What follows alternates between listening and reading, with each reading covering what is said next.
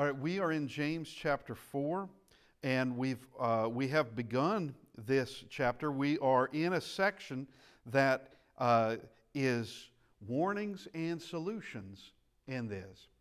There are warnings that are being given in this. Do you not know that friendship with the world is enmity with God? That's verse 4. Whoever therefore wants to be a friend of the world makes himself an enemy of God. That's a warning. That's a definite warning. And we come now to verse 7. Here is one of the solutions. Therefore, submit to God, resist the devil, and he will flee from you. We mentioned this, we talked about this verse last week. And here is this advice. Here's the solution. Submit to God, resist the devil. And as we made mention last week, the Bible pictures Satan as a dragon in Revelation chapter 12, also as someone making war in heaven. There's also, he is pictured as a lion that roams the earth, seeking whom he may devour. But there's also this, resist the devil. And even now, I can't speak too much about dragons. I've never been around one. But I know concerning predators, like a lion, predators they cannot risk getting hurt going after prey. They can't, because it means they become weaker and weaker, and it's harder and harder to get their prey. So they have to be very cautious about any situation they get into, and they will go after the weak, simply because that's the easiest, that takes less energy, less time, and quicker to the dinner table with that. And a lion, as horrid as a lion can be, a lion does not go charging into a large herd of full-grown wildebeest. Not going to do it, because the lion's greatly outnumbered. Everyone is quite strong, and the lion is at best going to come away limping. That's at best. Now, with Satan, Satan is a predator. Now, he's unlike a lion. He's not out to eat anything, but he is out to destroy everything. And here is this simple thing. Resist him. Just resist him, and he'll flee from you. That shows a very weak enemy. What's he armed with? Deception. That's all he's armed with. That's all he's got, is deception. And when you have truth, truth wins out all the time, because you have something. Truth is something that has substance. Lies have nothing.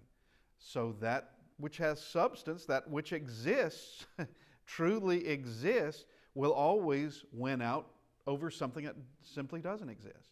Truth always wins, but resist him. Now, verse 8, we also mentioned this. This was the last of our class last week. Draw near to God, and he will draw near to you. Okay, and submit to God. Now draw near to him. He'll draw near to you. Here's continuation in this solution. Cleanse your hands, you sinners. Purify your hearts, you double-minded. Now, he's spoken of being double-minded before. It goes back to chapter 1 and verse 8, that the double-minded is unstable in all his ways. Now, we come with this in understanding of purify your hearts, you double-minded. Well, the heart can only have one master. That's it. Only one can occupy your heart. Truly, only one. It's either God or it's Satan, God or the world. And that's it. You can't have both in there. You can't have God as serving God and serving mammon at the same time. You can't do it. One will be obeyed and the other will not be obeyed. But here is this understanding of the double-minded, in that of wanting both worlds, wanting the best of both worlds. Well, if you can call it that, but wanting to have a foot in the world and a foot in the church. Wanting to have the world in their heart and God in their heart simultaneously, and it does not happen. Now, we come to verse 9. Lament and mourn and weep. Let your laughter be turned. Let your laughter be turned to mourning, and your joy to gloom. This goes very similar to Matthew chapter 5 and verse 4. Blessed are those who mourn; they will be comforted. Okay? Now, he will say in verse 10, humble yourselves in the sight of the Lord, and he will lift you up. There is that comfort. And we spoke weeks ago, actually, concerning James quoting the Sermon on the Mount, not in full, but a portion, mentioning something, referencing the Sermon on the Mount. He has done that. Now with this, it's going hand in hand. Lament and mourn and weep.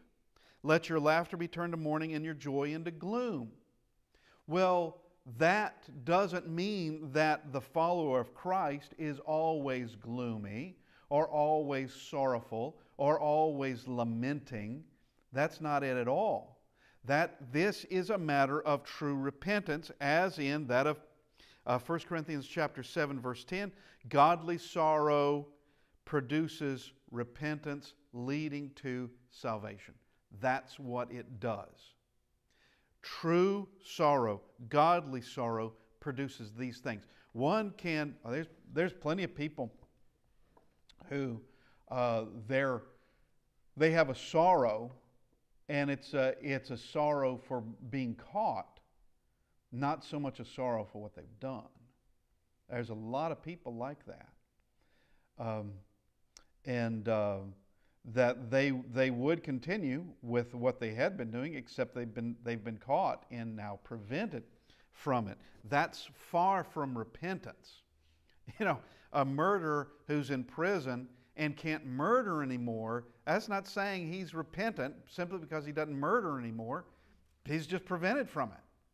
He can't do it anymore at all.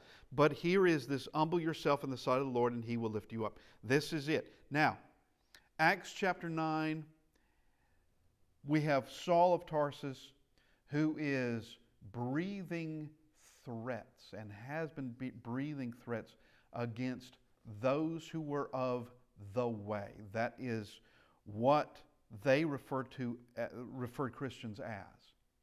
This is what the Jews, and officially what it was known as, what they would call it, of the way. All right, and they saw it as being a heretical group splitting away. And this is what Saul of Tarsus would have seen as a heretical group splitting off of Judaism. Okay, now to me, and I'm not about to speak evil of Paul the Apostle. But Saul of Tarsus obviously was doing wrong, and he will find that out. But my question would be, the Sanhedrin court, they disagreed with a lot of folks. And even with themselves. You had the Sadducees who said one thing and the Pharisees who said another. Why weren't they taking each other and imprisoning each other in this? Because they had major, major differences. And I truly doubt the Sanhedrin believed in the Christ at all. I just doubt it. Perhaps they did, but they didn't believe in spirits. They didn't believe in angels. They didn't believe in the resurrection. Do they believe in God? That would be my question. And how could they put all believe the words of Moses and believe the prophets of the past and not believe those things? Nevertheless, getting back to Saul, not talking about the inconsistencies that were there, but Saul in 9 and verse 9, that's Acts 9 and verse 9, he now knows what he's doing is wrong, that he's persecuting the Messiah. and that the Messiah is Jesus of Nazareth. He meets him on the road to Damascus, and he knows he's meeting someone who's not human. He knows that there's a light that shines down, and he now hears a voice. And it is an extremely bright light. And he asks, "Who are you, Lord?" Identify who you are, which is very interesting because I think something was going on inside him. Who are you, Lord? Instead of, okay, granted, this could be an angel speaking to him. It could be. But let's just go back to Acts chapter 9, because we need to look at the verse that I'm about to reference anyway. Verse 3, so Acts chapter 9, verse 3. As he journeyed, he came near Damascus, and suddenly a light shone around him from heaven. Then he fell on the ground and heard a voice saying to him, "Saul, Saul, why are you persecuting me?" All right, well, would an angel be saying that? Don't know how you'd explain that. It could only be God saying that. How could Saul be persecuting God if he's doing God's will? Obviously, Saul has to kind of connect those thoughts together. And he said, "Who are you, Lord?" Okay? If I'm persecuting you, who are you? Then the Lord said, "I am Jesus," and Saul would know exactly what that meant. When Jesus of Nazareth, who was crucified, judged by the same people he's serving, that is, the same people Saul of Tarsus is serving, those are the ones that crucified Christ. It's that same court. "I am Jesus, whom you are persecuting. It is hard to kick against the goads." All right? Here is, what is a goad? A goad is a sharp stick, and so it would be a thick branch. Okay?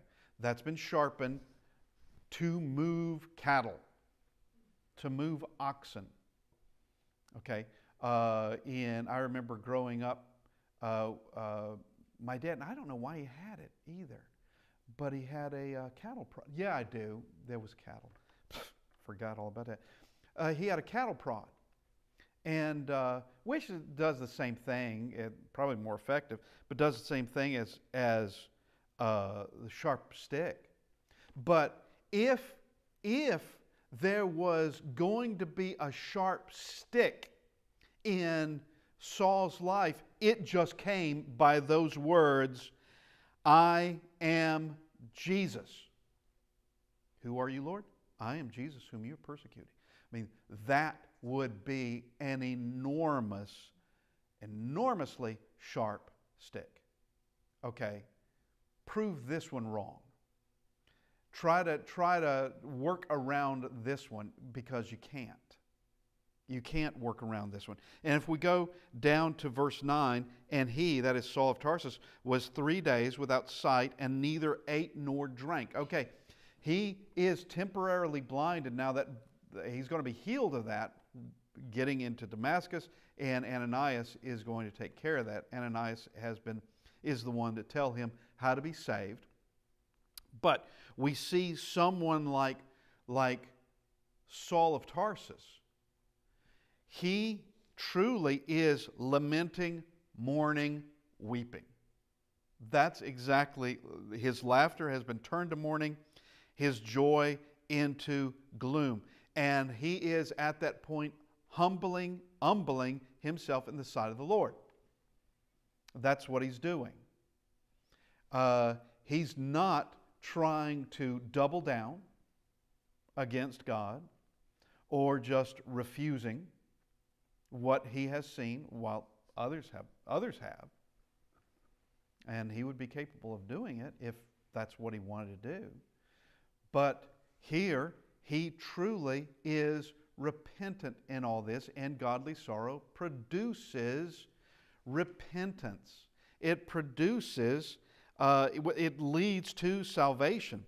Humble yourself in the sight of the Lord, and He will lift you up. Here is this solution that is given in this, and it's a matter of self. That's all it is. It's not dependent on anybody else. You don't have to wait on anybody else. It is self. You don't need a priest to help you. You don't need some kind of clergy member to help you. It's between you and God, and there's no more efficient and effective way to do anything than between yourself and God. Humble yourself in the sight of the Lord, and He will lift you up. Now, we come to verse 13. So we're back in wrong class. We're back in James chapter 4. James chapter 4 and verse 11 now. And we're changing subjects. Okay. It's a section here, and it has to do with speaking evil against each other. And we need to understand that this is speaking evil about someone. This isn't righteous judgment in the least. This is speaking evil. In 3 John 10, you have Diotrephes who is prating. Diotrephes, who is he? Is he in the church? Yeah, he's in the church. He's a self-appointed head man. He's a self-appointed leader of a particular congregation. And he is prating against John and others. He's prating. What is prating? Speaking evil against. That's what it is. It would not be righteous judgment. If there was something John had done that others need to know about, of where, John has been up to something. He's been stealing, and you need to know it. Okay? Or he is a false teacher, and you need to know it. Well, if that's the truth, then that's not prating about. That's telling what people need to know. Okay? And nor is that being divisive. That's telling what people need to know, if they need to know it. I mean, if there's no point whatsoever in telling you about what John, who lives off in another country, what he's been doing, if there's no point in telling you, then you don't really need to know. But if there is, then you do need to know it, and it does need to be told, so that you don't trust this person, because that is a wicked person. But that's not what Diotrephes was doing. He was prating. He's speaking evil against. It's things that he's just making it up, is what he's doing, or making exaggerations is what he's doing. Now, so we're in James 4, verse 11. Do not speak evil of one another. Let's just remember that. Speaking evil of one another. He who speaks evil of a brother and judges his brother speaks evil of the law and judges the law. Now, we'll get to the last part of this in just a second. All right, this is it's being divisive. And it's also lying, and it's slander. That's what's being spoken of here. And in chapter 5, in verse 9, we have something very similar. Do not grumble against one another, brethren, lest you be condemned. Behold, the judge is standing at the door. All right, which really comes back to what is being stated here, that there are things that they need to understand, that when you are speaking evil against a brother, okay, you've made yourself, it's not righteous judgment, you've made yourself the judge, and you've made yourself the creator of the law. You have judged the law. How is that done? Because you've created your own law, is what you've done. The law tells us who the judge is. That's not us. Okay? Now, we'll see in just a minute, that while we're not the great judge, we do judge each other, and we're to judge each other righteously. That's what we're called to do. And it is amusing of those who will always bring out, Matthew 7, beginning in verse 1, of judge not lest you be judged. Okay. And they'll just use that as, you're judging me, you have no right to judge me. They know they've been doing wrong. You don't have the right to judge me. Okay? Well, using that in such a way, wielding that in such a way, they're actually judging at that moment. They're doing the very thing they say that you can't do. You're judging me and you have no right to judge me. Well, you just judge me. you just judge me with that. All right, that's entirely hypocritical. Judge not that you be not judged. And then let's just go to Matthew chapter 7, because there's several things in there that we need to understand in this. Matthew chapter 7, beginning in verse 1, judge not that you be not judged. Do not judge in a way that you would not want to be judged by. Okay? Don't be judged in a way that would be unrighteous judgment. Now, you're going to be judged by the law of Christ. Okay? And everyone is going to be judged by the law of Christ. For with what judgment you judge, you will be judged, and with what measure you use, it'll be measured back to you. What does Jesus say, Matthew chapter 23, about the scribes and the Pharisees? And the next word, hypocrite. They say one thing, they make this judgment, and they themselves, they don't do. Okay. That's hypocritical judgment. And they also have formed their own laws, keeping some of the law of Moses, but then stacking things on top of that did not belong to God whatsoever. And they appointed themselves, or somebody decided that here are new laws that we need to keep. And they always were trying to judge Christ and his disciples on those traditions, on the sayings of some rabbi or some man. And that's not from God. Okay? That's not from God. And what judgment you judge, you'll be judged, and with what measure you use, it'll be measured back to you. And why do you look at the speck in your brother's eye, but do not consider the plank in your own eye? So here's this hypocritical sort of judgment. Okay? I can nitpick at you and ignore all the problems with me. All right, you've got this tiny speck in your eye, and I'm going to blast you because of it. And as Jesus used this hyperbole, using this absurd kind of analogy, which it is, but it's still accurate.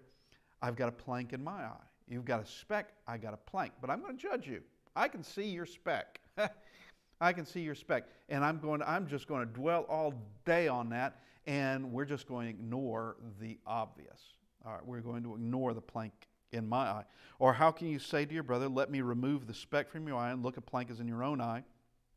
Hypocrite, first remove the plank that's in your own eye, and then you will see clearly to remove the speck in your brother's eye. Then he says this, do not give what is holy to the dogs, nor cast your pearls before swine, lest they trample them under their feet and turn and tear you to pieces. Now, verse 6 and verse 1, how do you put those two together? Judge not that you be not judged. And then he says, don't give what's holy to the dogs, and don't cast your pearls before swine.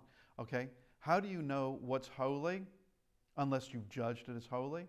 How can you know a swine or a dog unless you've judged? That's a person, unless you've judged them as a swine or a dog. You've got to. You've got to judge. And here is Christ speaking of certain individuals who they're just vile people. They are vile. Some people, now it wouldn't be most, but some people, you try to teach them the truth and they turn in violence. We see that with Stephen. That's what happened. That's exactly what happened with Stephen. That he's trying to teach them the truth, and then they stone him to death. They kill him. All right? So my point is, how can you know a dog or a swine if you can't judge anybody? Fact is, we judge people all the time. We're not the final judge, but we judge people all the time. You judge someone whether you trust them or not to handle certain things. All right? A 3-year-old, you're going to let a 3-year-old redo the electrical in your house? Okay, I think you can judge that a 3-year-old can't do that. and the best thing that'll happen is nothing happens. That'll be the best thing to happen. But we have to judge people all the time. Matter of fact, we do. We do judge people all the time. Now, we come down to verse 15. Beware of false prophets. Well, how are you going to know who's a false prophet unless you judge? Who come to you in sheep's clothing, but inwardly they are ravenous wolves. You will know them by their, look at this, fruits. Do men gather grapes from thorn bushes or figs from thistles?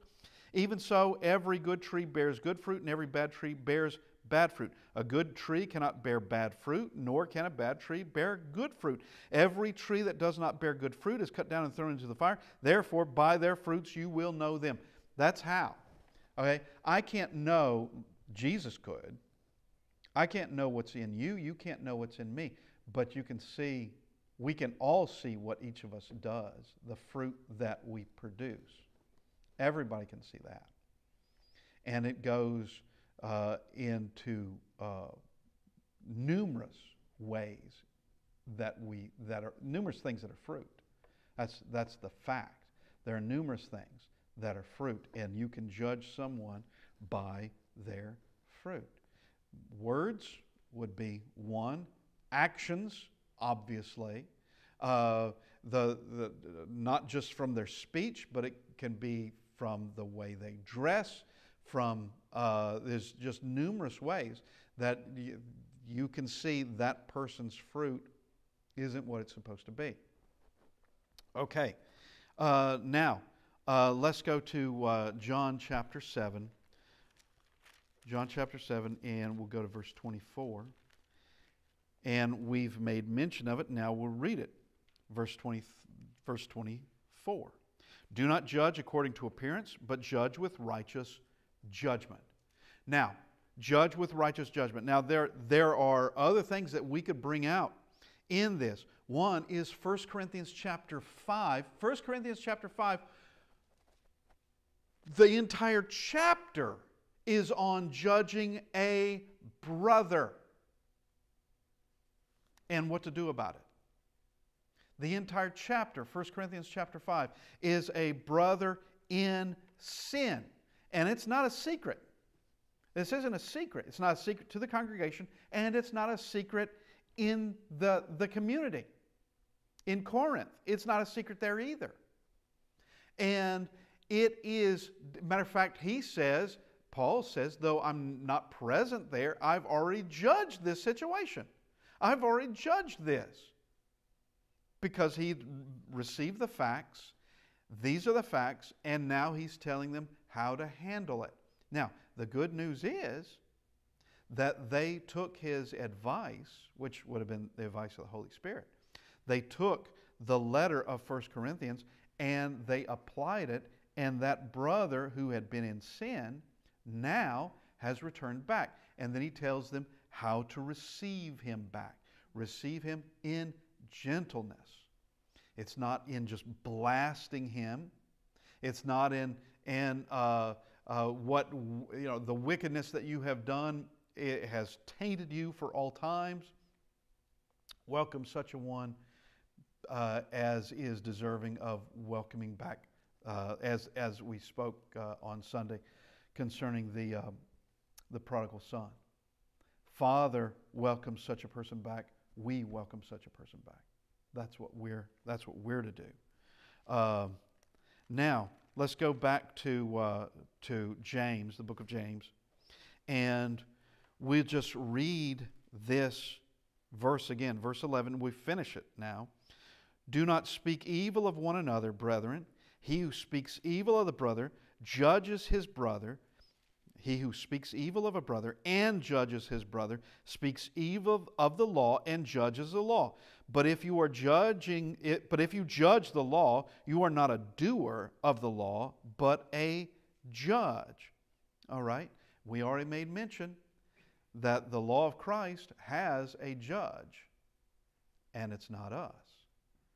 And this is also that of not judging someone righteously, but wickedly speaking evil of them.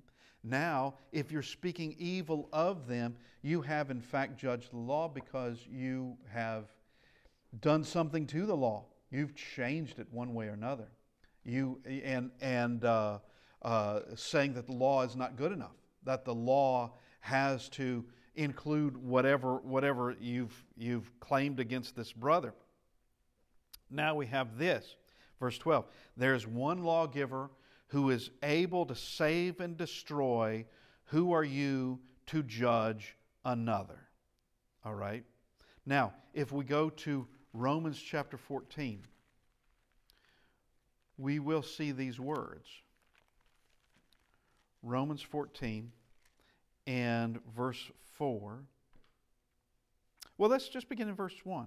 Romans 14, verse 1. Receive one who is weak in the faith, but not to disputes over doubtful things. For one believes he may eat all things, but he who is weak eats only vegetables. Let not him who eats despise him who does not eat, and let not him who does not eat judge him who eats, for God has received him.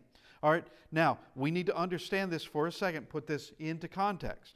Is that you have a weak brother that says there is to be no eating of meat and that it's doctrinal. All right, that's the problem. It's not a matter of this person just has voluntarily done this, and what you do is your own. But this would be, notice, he's not to judge the one who eats. God, and one is not to look down upon the other. One's not to judge the other. That this is a matter of option. In either way, it's a matter of option. And this isn't, notice, but not disputes over doubtful things. Receive the one who's weak, yes, but you don't receive them to arguments over doubtful things. This is something that doesn't matter whatsoever. You can't bind this on me. I can't bind my ways on you. You're good, I'm good. Let's go on. Okay. And we come to this, verse 4. Who are you to judge another's servant? To his own master he stands or falls. Indeed, he will be made to stand, for God is able to make him stand. Okay, so this is the weaker brother is not to condemn the stronger brother, and the stronger brother is not to condemn the weaker brother. Now, the weaker brother, understand, is weak and needs to grow. But the stronger brother isn't there to just condemn the weaker brother, to try to correct. Yes, try to show that there are, allow this person to grow, allow them to grow, not blast them, but allow them to grow. And we don't have the right to judge someone else's servant. Okay? We don't have that right. It would be goofy to go into some business. First one in mind was just Home Depot, and go right to the manager and start complaining about all of his employees. The employees are doing this, doing this, doing this, doing this, doing this, doing this, this. And the thought that would be in the manager's mind would be, well, who are you? Who are you to come in here and start blasting all my employees. They may be doing this because they've been told to do this. They may be doing this because it's actually company policy. Who are you to come in here and start judging my employees? Who are you to do that? And with this understanding, judging another's servant, yes, we all, the weaker brother, the stronger brother, all are brethren and servants of Christ. All of us. Servants of God. And while we have differences of opinions, in matters of opinion, when it comes to doctrine, we must be on that. I'm not binding something on you that shouldn't be bound, that Christ didn't bind. Something that bothers my conscience concerning something. I can't bind my conscience on you. I can't do that at all. I can't say that I just have to take a particular issue. I can't say that because I personally believe there can only be one cup in the Lord's Supper, and it bothers my conscience that there are many cups in this, that I don't have the right to bind my conscience on you at all. I don't have that right. Or that I believe that for some reason we should take the water fountain out because I don't believe we should be drinking water in the church building. So we got to take it out. It bothers my conscience that it's in there. Okay, I'm not going to be judged. You're not going to be judged by my conscience. You're not going to be judged by that at all. And while that may be, what I just said may be a bit weird, trust me, there are things just as strange or stranger out there of where someone has made it a doctrine. They have made it a doctrine. And now coming back to James chapter 4, verse 12, there is one lawgiver who is able to save and destroy. Who are you to judge another? All right, and of course, all this goes back to speaking evil against that person. Speaking evil. And there's nothing positive about it, and it's not even according to righteousness anyway. Now, we come to this next section, and we're not going to be able to get through it today. But, Lord willing, we will next week. I've said that. But it comes to this. Come now, you who say, today or tomorrow we will go to such and such a city, spend a year there, buy and sell, and make a profit. Whereas you do not know what will happen tomorrow. For what is your life? It is even a vapor that appears for a little time and then vanishes away.